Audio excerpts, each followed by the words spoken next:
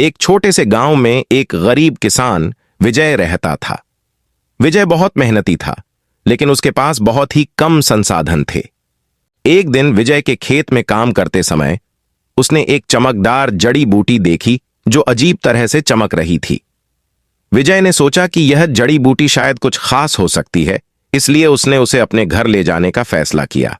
घर पहुंचने पर विजय ने जड़ी बूटी को ध्यान से देखा और उसे चुराने की आशंका से डरते हुए उसे एक बर्तन में रख दिया।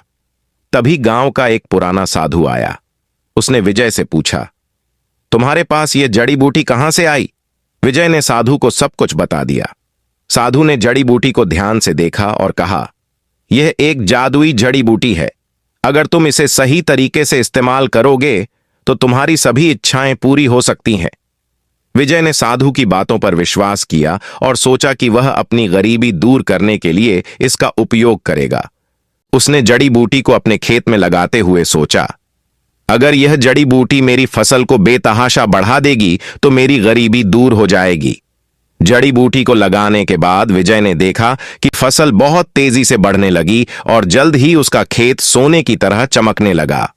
विजय खुश हुआ और उसने अपनी खुशियों को गांव वालों के साथ साझा किया। कुछ दिनों बाद विजय ने देखा कि जड़ी बूटी से उसकी फसल तो बहुत बढ़ गई, लेकिन उसके गांव के लोग अब भी संघर्ष कर रहे थे।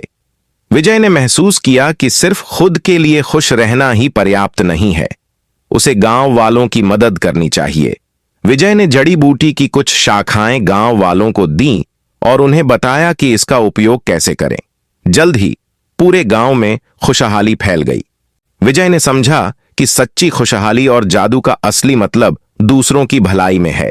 सीख: जादुई चीजें केवल व्यक्तिगत लाभ नहीं देती, उनका सही उपयोग तब होता है जब हम अपनी खुशियों और संसाधनों को दूसरों के साथ साझा करें।